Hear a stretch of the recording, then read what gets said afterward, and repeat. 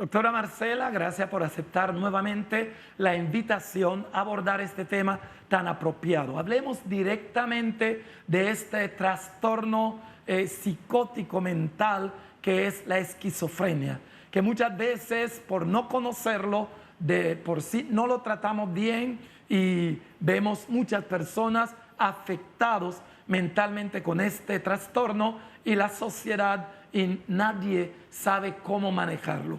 Doctora Marcela, defínanos de una manera muy clara qué es este trastorno mental. Claro que sí. Empiezo un poco por tratar de hacer más amplia la respuesta. Y cuando estamos hablando de esquizofrenia, podemos estar hablando de esquizofrenia y otras condiciones que, al igual como tú dices, no tienen un adecuado diagnóstico o no se consulta de manera muy temprana, lo que hace que se complique un poco la enfermedad.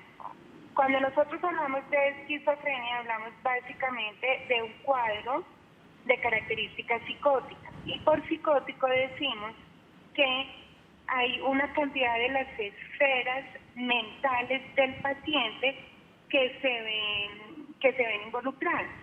Entonces, el componente psicótico es cuando los pensamientos se enferman, porque los pensamientos se pueden enfermar exactamente igual que se enferma el hígado, el corazón, el pulmón o el riñón, y a raíz de la enfermedad de los pensamientos, que se llama un delirio, la persona empieza a tener una serie de creencias propias que, por ejemplo, no son compartidas, digamos, por las mismas creencias que tenga su grupo familiar.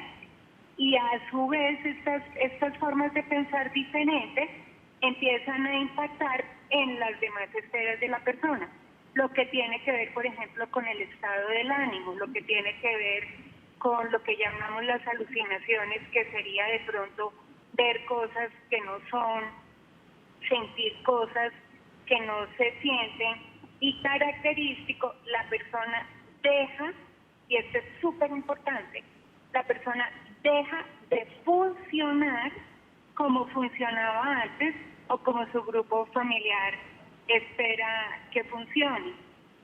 Y la otra cosa muy importante, aparte de decir que es una enfermedad del pensamiento y sus alrededores, es decir que es una enfermedad. Esta es una enfermedad biológica, una enfermedad biológica que enferma los pensamientos. Yo creo que esos serían como los aspectos a resaltar, los tres aspectos fundamentales.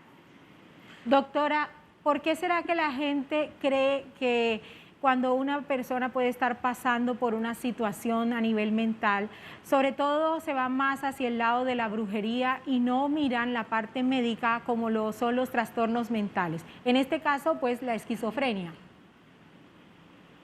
Primero que todo, es absolutamente común lo que tú estás diciendo, y no solamente se van hacia la brujería, sino se van a tratar de buscar explicación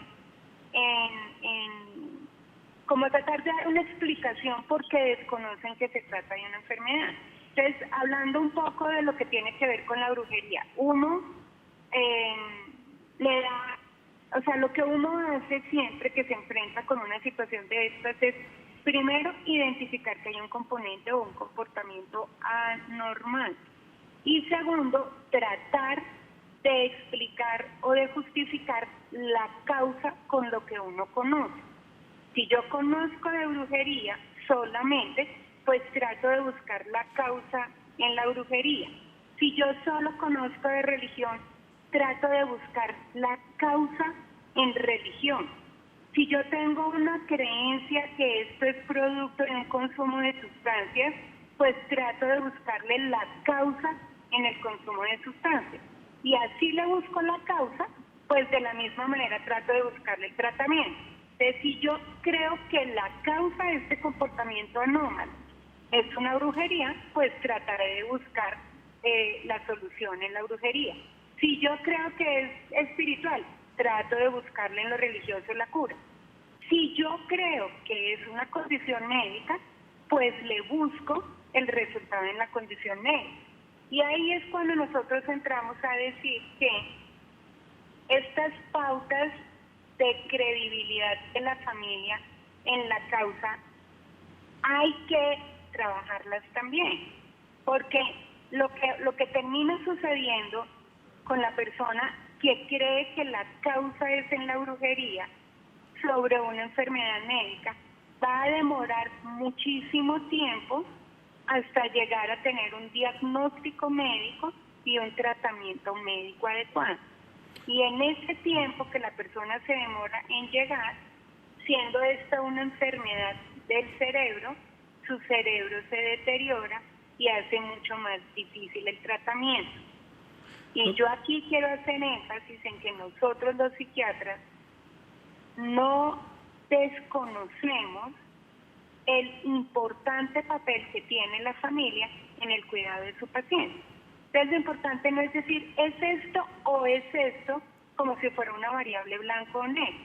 Es decir, nosotros tenemos una evidencia clara que esta es una enfermedad y que con medicamentos se mejora. Cuéntame cómo es tu espiritualidad o cuéntame cuáles son las creencias que tú tienes respecto a esta forma de pensamiento mágico. Porque como partimos de la base que la gente no tiene la totalidad del conocimiento, una vez la familia entiende lo que su paciente tiene en términos de una enfermedad, pues la familia también alivia un montón, digamos, su propio sufrimiento. Porque es que es muy duro tras de que considerar que uno tiene un paciente con una enfermedad, o sea, un paciente con unos síntomas, además de todo considerar que está, por ejemplo, poseído por un espíritu. Entonces la misma familia frente a la posesión demoníaca de su paciente, pues va a reaccionar con estigma, con rechazo, porque para las familias es muy duro.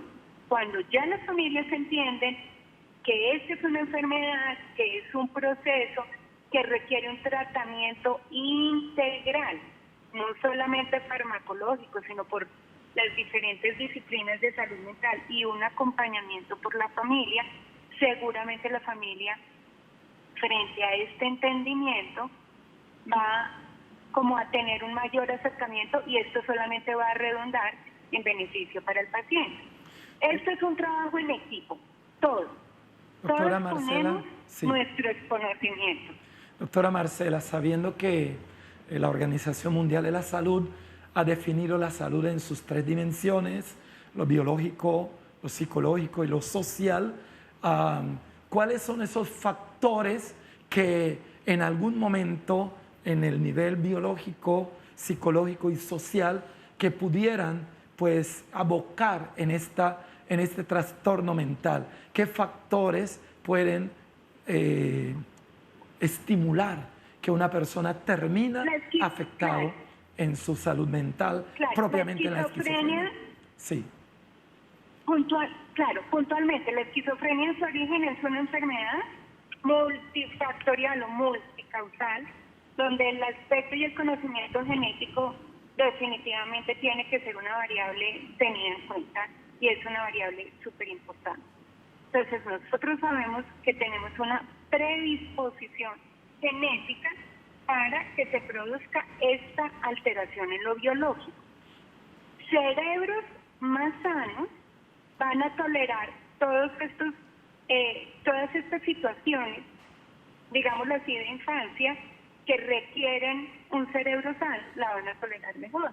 Pero, por ejemplo, sabemos que ciertas situaciones, como por ejemplo la migración, altos niveles de estrés, dificultades en la relación paterno, o sea, de los padres con los hijos, abusos sexuales en temprana infancia, son factores que van a predisponer a este cerebro a que detone la enfermedad. Entonces, cualquier evento psicológico va a hacer que este cerebro, que ya tiene la predisposición para la enfermedad, digámoslo así, detone el primer episodio. Y hay un factor muy importante cultural. Y el factor muy importante cultural es lo que tiene que ver con la no identificación temprana de este pequeño cambio de síntomas, como pueden ser, se está empezando a comportar raro, se está empezando a aislar, pero uno de los que más está involucrado en detonar estas situaciones sí tiene que ver con el consumo de la marihuana. y otras sustancias psicoactivas. Entonces, tenemos un pelado joven, digamos 18 años, por decir algo, 20 años, que tiene una predisposición genética y que viene presentando una serie de situaciones tempranas en su infancia que son muy difíciles de manejar. En el principio de la adolescencia empieza a consumir marihuana y muy posiblemente termine detonando lo que se llama un primer episodio psicótico, y este primer episodio psicótico, si no se trata a tiempo, va a tener una serie de complicaciones al futuro. Pero siempre hemos estado frente a la condición que se llama esquizofrenia. No estamos frente a la condición psicológica, no estamos frente a la condición consumo de sustancias, sino puntualmente estamos frente a la condición esquizofrenia. Y eso hay que tenerlo en cuenta, porque es que, volvamos al principio, no es una cosa o la otra, no es un trauma por haber migrado, ni termina siendo un trauma porque en el colegio lo matonearon, o termina siendo una pérdida del amor, no, es la totalidad de los componentes son los que están en juego para que se produzca y se detone la esquizofrenia. Doctora, ese apunte que usted hace es muy importante sobre la marihuana, porque muchas veces la gente considera que la marihuana no tiene ningunos efectos secundarios como tal por ser natural. Pero ahora yo quiero hacerle una pregunta con respecto a esto que dice la predisposición genética. ¿Cuándo una persona puede darse cuenta que tiene cierta predisposición a esto? Lo digo porque de pronto alguien puede tener un familiar que ya tiene esquizofrenia diagnosticada y de pronto las personas no son como muy dadas para ir a hacer un proceso, mirar si de pronto también por el lado genético tiene esa predisposición. Entonces, ¿nos puede responder a esta pregunta?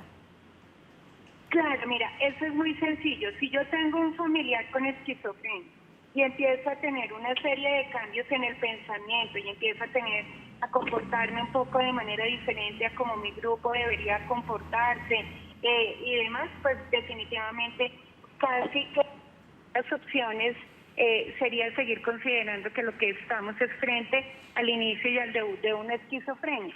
Y cuando nosotros tenemos ya pacientes con esquizofrenia, parte de los procesos educativos de esta población implican enseñar que existe la posibilidad de una detección temprana, digamos, en otros miembros de la familia. Voy a ponerte un ejemplo. Si yo tengo un padre que tenga esquizofrenia, yo tempranamente le advierto que sus hijos pueden empezar a presentar estos cambios y que por favor frente a estos cambios consulte temprano.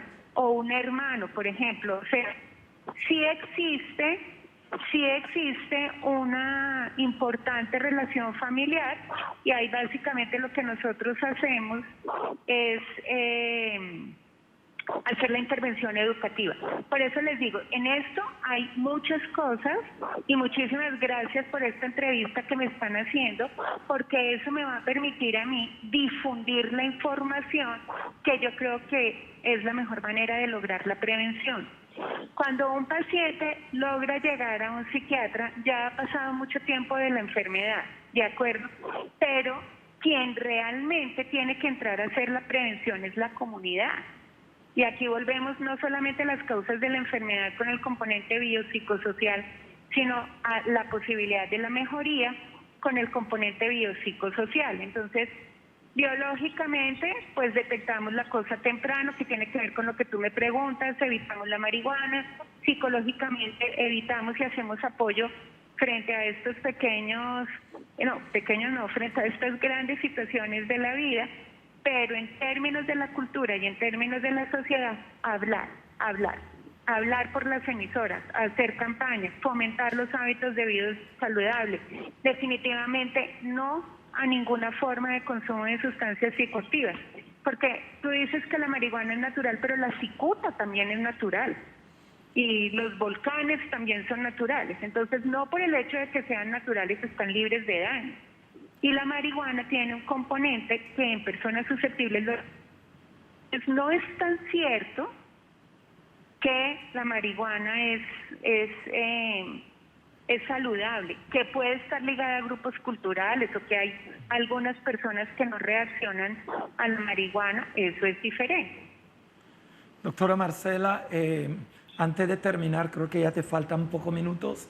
Nosotros hemos abordado este tema precisamente porque hay un alto consumo de esta sustancia psicoactiva, la marihuana, y culturalmente en muchos lugares y muchas personas creen que es inofensivo para su salud, y sabemos que hay una afectación propiamente en las funciones cerebrales y sobre todo en un menor de edad que todavía su cerebro no ha alcanzado su total madurez. Son mucho más vulnerables a ser afectados y propiciar este trastorno mental.